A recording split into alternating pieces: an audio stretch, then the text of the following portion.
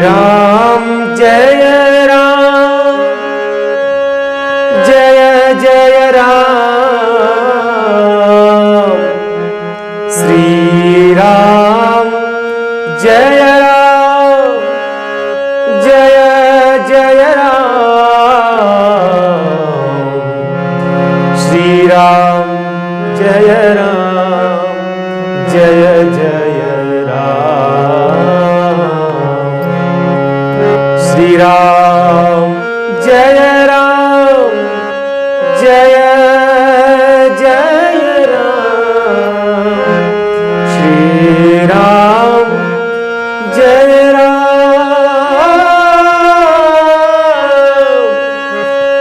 जय जय राम श्री राम जय राम जय जय राम जय जय जय हनुमान गोसाई जय जय हनुमान गोसाई कृपा करहु गुरुदेव की नाहि अरे कृपा करहु गुरुदेव की नाहि है श्री राम जय राम जय जय राम श्री राम जय राम जय जय राम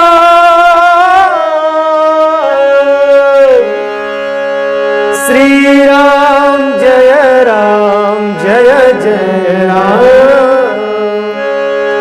श्री राम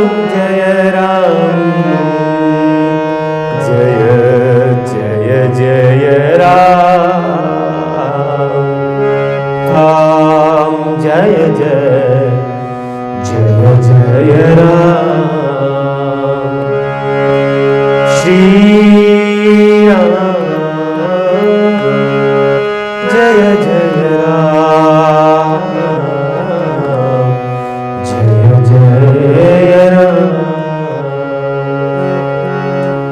आज की जय संत भगवान की भक्तिमती नहीं संप्रदाय शाहपुरा पीठ के आदि आचार्य तपैपुतात्मा ब्रह्मनिष्ठ चरित सम्राट युग पुरुष स्वामी जी श्री 1008 श्री रामचरण जी महाराज के पावन चरणों में बार बार प्रणाम करते हैं। भूत भविष्य और वर्तमान के सब संतों के चरणों में प्रणाम करते हैं। पुष्कर राज की पवित्र धारा को प्रणाम, ब्रह्मा जी महाराज के पावन चरणों में प्रणाम करते हैं और सभी राम कथा रसिक जन, मुमुक्षु जन, भाइयों बहनों एवं सभी माताओं को, बालक बालिकाओं को, सबको प्रणाम। अपने घरों में बैठ करके सुन रहे कथा सभी श्रोताओं के हृदय में विराजमान भगवान की झांकी को बार बार प्रणाम करते हैं।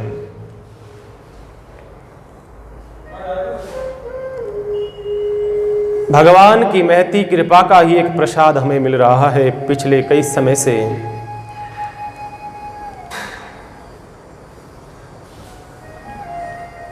हमारा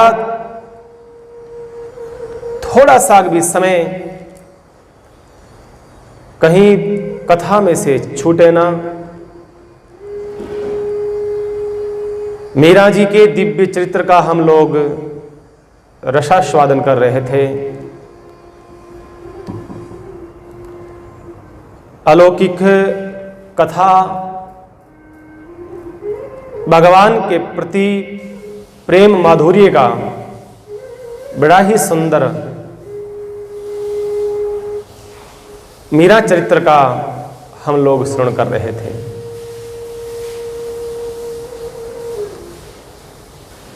किस प्रकार से मीरा ने चित्तौड़ की भूमि को अलविदा कहा। हमने सुना था कल के प्रसंग में मीराबाई जी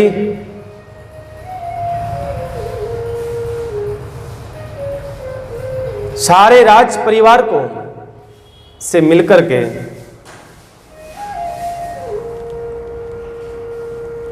चित्तौड़ की धरती से विदा होती है और सबको धन्यवाद करती है।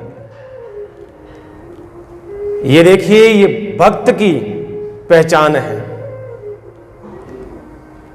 भक्त कभी दूसरे का अहित नहीं सोचता है, कभी भी अपने जीवन में किसी को श्राप नहीं देता है।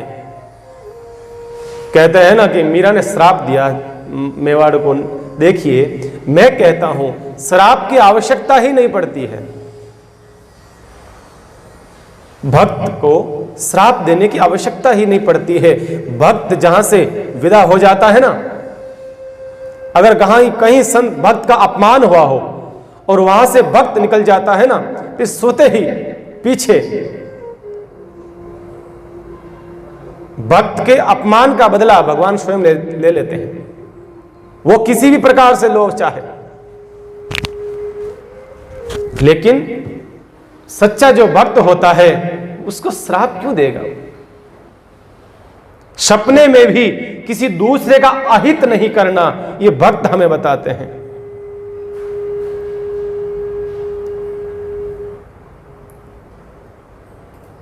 मीरा ने इतना ही कहा है। मीरा का पद आता है ना, देसड़लो रंग रूडो राणा जी थारो, देसड़लो रंग रूडो, थारे देश में राणा साधु नहीं छे, लोग बसे सब कूड़ो। बस इतना ही मीरा ने कहा है और यहां कोई श्राप की बात नहीं आती है। बस जो साधारणतः बात थी वो कह दी मीरा ने, उसके परिणाम स्वरूप हम आगे देखेंगे। ये मीरा का भाव है। इसलिए हमें प्रयास ये करना होगा कि हम कहीं अनजाने में भी किसी का अपमान न करें, और उस अपमान का बदला देखिएगा आप आगे क्या होने वाला है। मीराबाई ने तो बड़े सरलता से, बड़ी सहजता से सबके चरणों में प्रणाम किया है, सबको धोख दी है। जो रात दिन षड्यंत्र करने वाला है राणा विक्रम, उसको भी प्रणाम दिया है। जो सासू मां थी, रात दिन षड्यंत्र रच रही थी, उसके चरणों में प्रणाम किया। जो उदाबाई थी, जो ननंद थी मीराबाई जी की, उसके चरणों में प्रणाम किया। सबको प्रणाम करके फिर मीराबाई वहां से रवाना होती है।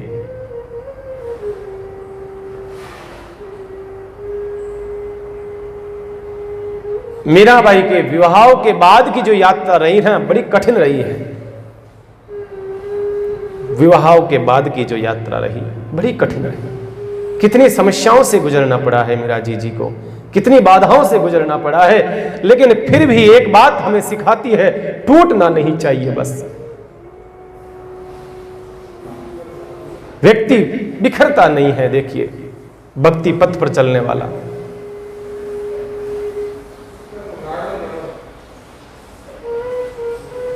मीरा जी सीधी पधारी है चित्तौड़ से मेड़ता की धरती पर, और मेड़ता की धरती पर जैसे ही पधारी है, जयमल ने मीराबाई से मिलना हुआ, और मीरा, दोनों भाई और बहन का कितने वर्षों के बाद में पुनः मिलन होता है। जयमल ने कहा, बहन आप चिंता न करें, अब आपका भाई जो है ना वो शासक है मेड़ता का, आप आराम से रहिए, आपको किसी प्रकार की कोई परेशानी नहीं होगी, कोई समस्या नहीं है आपको, आप यहां विराजिए। मीराबाई जी वहां मेड़ता रुकने लगी। अबे भाई आप जानते हो ना, जहां संत का अपमान होता है ना, फिर वहां पर लोग सुखी कैसे रह सकते हैं।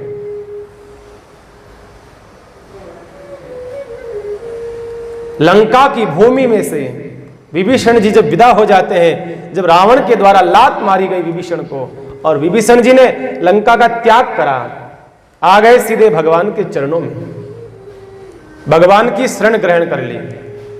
उसके परिणाम स्वरूप हम देखते हैं पूरी रावण की लंका जो है वो नष्ट हो गई।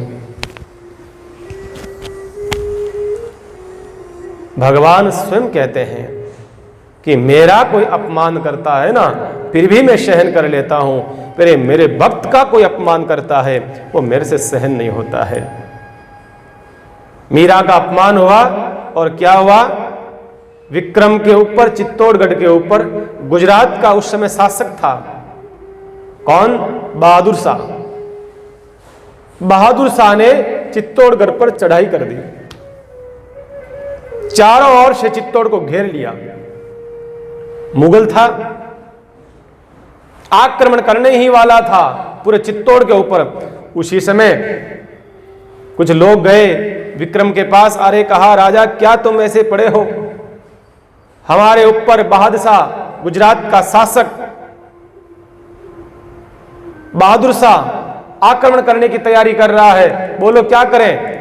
विक्रम ने कहा भाई करें क्या, मेरी तो इतनी ताकत नहीं है, मेरी इतनी ताकत नहीं है कि उसमें मैं युद्ध कर सकूं। उसके पास इतनी सारी सेना है, उसके पास शस्त्र है, ऐसे हैं वैसे हैं, मैं तो युद्ध नहीं कर सकता। डर गया वो राजपूत। बताइए आज राणा सांगा के वंशज में विक्रम ऐसा डरपोक पैदा हुआ, जैसे ही बहादुर शाह की सेना को देखा घबरा गया, थर थर कांपने लगा। वो तो मीराबाई के सामने ही दादागिरी करता था, मीराबाई के सामने ही बस जोर दिखाता था अपनी ताकत का, बाकी कुछ नहीं था विक्रम के अंदर। एक नंबर का डरपोक था। मंत्रियों से कहा बोलो क्या करें, कहा महाराज लड़ाई तो हम नहीं कर सकते, कहा नहीं कर सकते तो एक काम करो, कहा कि क्या, कहा संधि कर लो।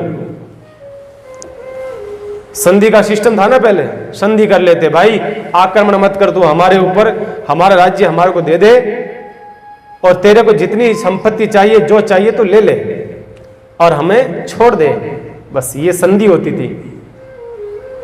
तो विक्रम ने क्या करा, बहादुर शाह से संधि कर ली, और संधि के अंदर 10,000 घोड़े, 10,000 हाथी और 50,000 सोने की मोहरें भिजवा दी, और हाथ जोड़ लिया, बहादुर शाह आप आक्रमण मत करो, ये हमारी तरफ से आपको भेंट, वापस चले जाओ आप। बहादुर शाह को जैसे ही प्राप्त हुआ और बहादुर शाह शांत हो गया। थोड़े दिन और हुए, कुछ महीने बीते, बहादुर शाह को तो पता था कि राणा विक्रम डरपोक है, ये शासक कमजोर है, और दबाना चाहिए। तो क्या करा, पुनः एक बार और चित्तौड़ की धरती पर आक्रमण करने के लिए निकल पड़ा। उसको पता था कि डर के मारे और मेरे को धन दे देगा। बहादुर शाह ने एक बार अपनी और सेना को भेज दिया। जैसी मालूम चला विक्रम को लगा कि अब तो हमारे पास में इतनी धन संपत्ति कहां है, अब तो हमारा खजाना खाली पड़ा है, अब हम कैसे इसको, क्या देंगे हम इसको। फिर अपनी मां से कहा, हाडी भाई से कहा, मां ऐसी समस्या आ गई है, क्या करें। मां ने कहा बेटा एक काम करो। कहा कि क्या, कहा कि हम जो है हुमायूं से, उस समय दिल्ली का शासक हुमायूं था मुगलों का, हुमायूं क्या से हम लोग सहयोग मांगते हैं, हुमायूं से सहयोग मांगते हैं, वो हमारी रक्षा करेगा। कैसे करेगा, कहा कि मैं हुमायूं को राखी बेचती हूं, हुमायूं को अपनी भाई बनाती हूं अपना, और उसे कहूंगी कि तुम मेरे भाई हो और अपनी बहन के ऊपर संकट आ पड़ा है, चित्तौड़ के ऊपर, तुम रक्षा करो मेरी। कहा ठीक है बहन। और हाडी भाई ने राखी भेजी, राखी के साथ में पत्र लिख करके भेजा, कहा भाई हुमायूं मैं तुम्हें भाई बनाना चाहती हूं, और एक बहन की इतनी सी लाज है, बचा दो। गुजरात का शासक बहादुर शाह हमारे ऊपर आक्रमण कर रहा है, आप हमारी रक्षा करो। राखी दे दी। लेकर के राखी पहुंचे। चित्तौड़गढ़ की राखी दिल्ली के दरबार में पहुंची। जैसे ही पत्र पढ़ा हुमायूं ने कहा ठीक है। किसी से पूछा भाई ये भाई बहन का रिश्ता क्या होता है, ये रक्षाबंधन क्या होती है? कहा भाई बहन, क्योंकि मुगलों में सब मानते नहीं उन चीजों को। तो किसी ने कहा कि महाराज ये हिंदुओं के अंदर एक रक्षाबंधन का त्योहार होता है, साल में एक बार आता है और हर बहन अपनी भाई की कलाई पर राखी बांधती है और ये आशा करती है कि संकट की घड़ी में ये भाई मेरी रक्षा करेगा। हुमायूं ने कहा अच्छा, तो हाडी भाई मेरे को भाई बना रही है? कहा हाँ, चलो ठीक है, रक्षा करते हैं। और निकल पड़ा। हुमायूं अपनी सेना को लेकर निकल पड़ा हाडी भाई की रक्षा करने के लिए और सीधा आया, ग्वालियर पहुंच गया। जैसे ही ग्वालियर पहुंचा, इधर बहादुर शाह को, जो मुगल था, गुजरात का शासक, उसको मालूम चला। उसने सोचा हुमायूं दिल्ली से चल पड़ा है और वो अगर आ गया तो मैं फिर हार जाऊंगा। उसकी सेना बड़ी है, वो दिल्ली का शासक है, मैं उसके सामने कहां अड़ूंगा। तो उसने क्या करा, उसने पुनः एक पत्र लिखा हुमायूं को। कहा अरे ये तुम क्या कर रहे हो राजा, सम्राट, ये तुम क्या कर रहे हो? तुम चित्तौड़ की रक्षा करने के लिए क्यों आ रहे हो? क्योंकि मैं निकला हुआ हूं जिहाद करने के लिए। मैं जिहाद का मतलब है कि हिंदुओं को खत्म करने के लिए, नष्ट करने के लिए निकला हुआ हूं। एक भी हिंदू इस भारत में नहीं रहना चाहिए, इसलिए मैं निकला हुआ हूं। और तुम भी मुगल हो, मैं भी मुगल हूं, तुम भी मुस्लिम, मैं भी मुस्लिम, और दोनों भाई भाई हैं, तो तुम क्यों बीच में आ रहे हो? तुम मत आओ, मैं तो ये करने निकला हुआ हूं जिहाद, हिंदुओं को नष्ट करना चाहता हूं। पत्र भेज दिया। जैसे ही हुमायूं ने पढ़ा और हुमायूं वहीं रुक गया, हुमायूं आगे नहीं बढ़ा। देखिए आप, बचपन में हम किताबों में पढ़ते थे, क्या पढ़ते थे? बचपन में किताबों में पढ़ते थे कि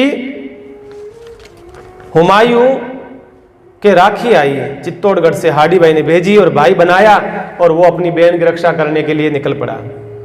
इतना ही पढ़ते हैं, ये नहीं पढ़ते हैं कि दिल्ली से निकल करके चित्तौड़ आया, अपनी बहन की रक्षा करी, ऐसा कहीं नहीं पढ़ते हैं। हमारे को गलत पढ़ाया जाता है। ये बताइए, हकीकत में हुमायूं निकला तो सही, लेकिन दिल्ली नहीं पहुंचा, ग्वालियर आकर के रुक गया, क्योंकि उसको पत्र मिल गया था बहादुर शाह का। हुमायूं रुक जाता है और बहादुर शाह ने क्या करा, आक्रमण कर दिया, पूरे चित्तौड़ पे आक्रमण करा। और उस समय भयंकर लड़ाई हुई। लड़ाई के अंदर 32,000 राजपूत मारे गए। भयंकर सेना थी बहादुर शाह के पास में, 32,000 राजपूत मारे गए और हजारों स्त्रियों ने वहां जौहर करा।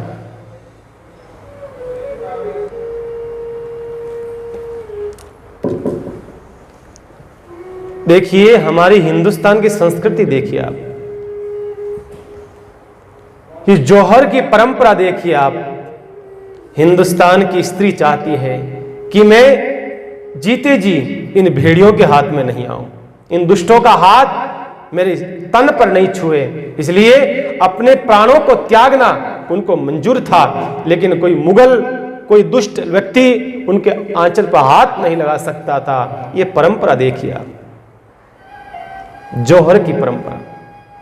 जौहर क्या होता था, स्त्रियों को लगता कि हमारे जो पुरुष हैं वो अब हारने वाले हैं, अब उनकी जीत होना मुश्किल है, तो एक खड्डा खुदवाते थे, बहुत बड़ा खड्डा, विशाल खड्डा खुदवाते थे।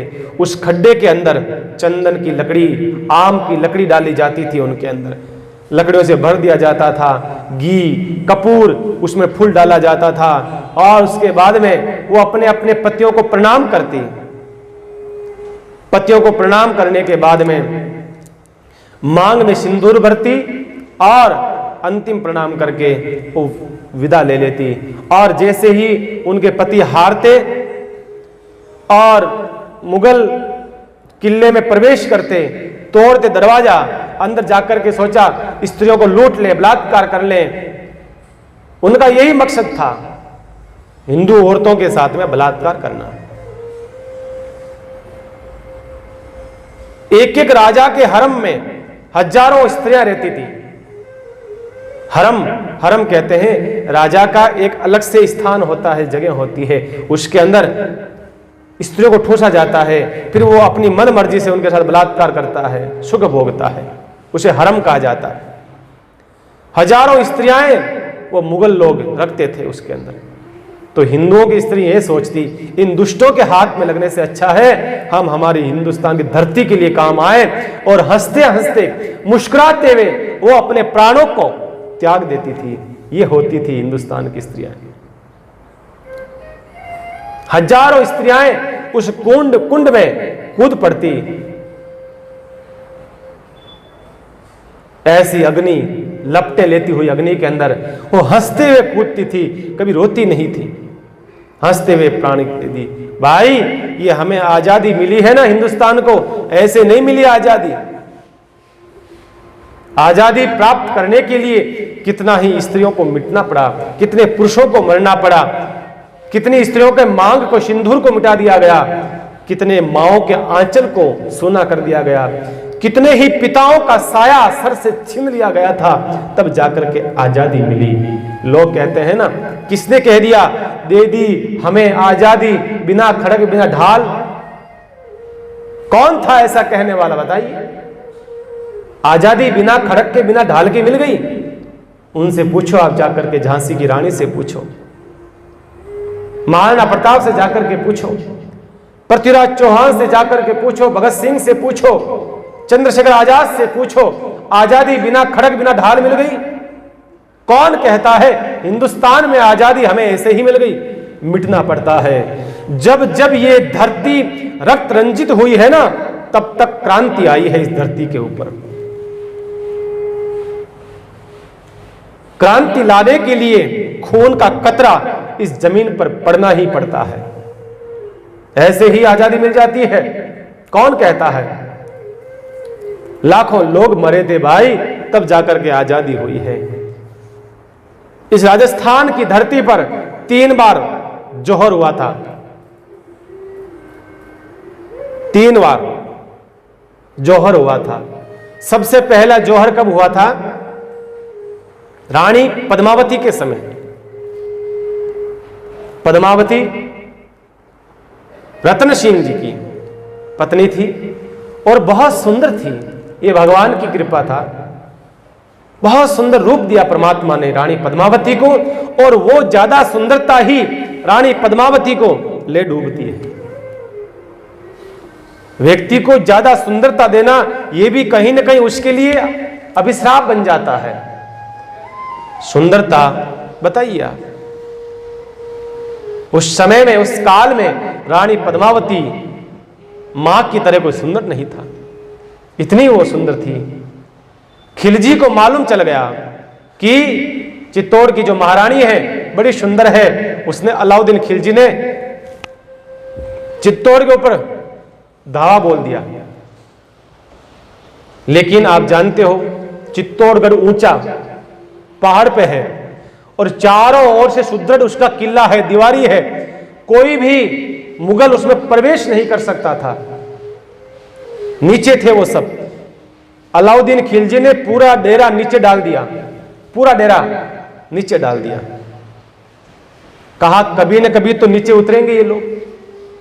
देखो सज्जनों, 6 महीने तक वो दुष्ट, वो पापी वो खिलजी 6 महीने तक वो चारों ओर, चित्तौड़गढ़ के किले के चारों ओर अपनी सेना का डेरा लगाए बैठा रहा, लेकिन 6 महीने तक वो नीचे नहीं उतरे कोई। उनको पता था, चित्तौड़गढ़ के राजपूत जानते थे हमारे पास में सेना तो थोड़ी सी है, और उस दुष्ट खिलजी के पास में लाखों सैनिक है, हथियार है, गोले हैं, बंदूकें हैं, हमारे पास में हथियार नहीं है, हम उनसे सामना कैसे करेंगे? इसलिए अपने किले में रहे वो। 6 महीने हो गए, सारी सेना, सारे लोग भूखे मरने लगे। तब राजा रतन सिंह से कहा, राजन, बात ऐसी है कि मरना हमें दोनों प्रकार से है, अंदर रहेंगे तो भूख से मरेंगे, बाहर रहेंगे तो दुश्मनों से मरेंगे, तो क्यों नहीं हम हमारी आन बान शान को बचाने के लिए इन दुष्टों से लोहा लेते हैं। खोल दो दरवाजे। चारों ओर से दरवाजे खोल दिए गए थे और भूखे भेड़िए की तरह राजपूत चित्तौड़गढ़ के दरवाजे खुलते ही टूट पड़े मुगलों के ऊपर। एक एक राजपूत, कहते हैं हजारों को, मुगलों को ले पड़ता था। ऐसे भयंकर युद्ध होने लगा। तो भाई आखिर में वो अलाउद्दीन खिलजी तो वैसे ही तोपे लाया था, बंदूकें, गोले लाया था। एक तोप का गोला छूटता, हजारों राजपूतों के चितड़े उड़ जाते थे। मरने लगे। ऐसे करते करते राजपूत सेना नष्ट हो गई और वो दुष्ट खिलजी चित्तौड़गढ़ के राजमहल के दरवाजे को तोड़ करके अंदर प्रवेश करता है। रानी पद्मावती ने अपनी सारी रानियों को, सारी स्त्रियों को इकट्ठा करके और श्रृंगार करके 16 श्रृंगार करा है रानी पद्मावती ने। सुंदर दिव्य रूप में रानी पद्मावती, और पीछे हजारों स्त्रियां रानी पद्मावती के साथ में चल रही है। उस समय रानी पद्मावती के साथ में 1600 स्त्रियां थी। 1600, 1600 स्त्रियां। रानी पद्मावती आगे आगे चल रही है और रानी पद्मावती अपने पतियों को प्रणाम करके, अपने अपने सब स्त्री पति को प्रणाम करके और हंसते हंसते उस कुंड के अंदर छलांग लगा लेती है वो वीरांगना रानी पद्मावती। उसके पीछे पीछे 1600 स्त्रियां अपने पतियों को प्रणाम करके छलांग लगा लेती है। और इस प्रकार से पहला जौहर ये राजस्थान की धरती चित्तौड़गढ़ के अंदर हुआ। अंत में पति आते, जो बच जाते थे वो पति आते थे, उस कुंड के पास में आकर के घुटने टेक करके उस कुंड को प्रणाम करते थे और अपनी स्त्रियों की चिता से जो राख हो गई थी उसको अपने माथे पर लगाते थे, तिलक लगाते थे उन वीरांगनाओं के मिट्टी से। देखो भाई, ये हिंदुस्तान है, ऐसी पवित्र स्थिति है हमारी, ये पवित्र कौम है हमारी हिंदू कौम। ये सनातन परंपरा है, बड़ी शुद्ध और पवित्र परंपरा है। तो मैंने कहा पहला जौहर रानी पद्मावती के समय हुआ था और उस समय 1600 स्त्रियां जौहर करती है। दूसरा जौहर कब होता है? ये अभी बहादुर शाह जब विक्रम के ऊपर आक्रमण करता है ना, उस समय कहते हैं 13,000 स्त्रियां, 13,000 स्त्रियां, राणा सांगा की पत्नियां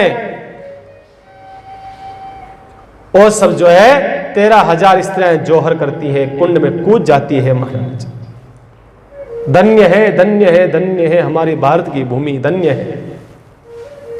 तीसरा जौहर होता है, वो कब होता है? अकबर ने चढ़ाई करी थी,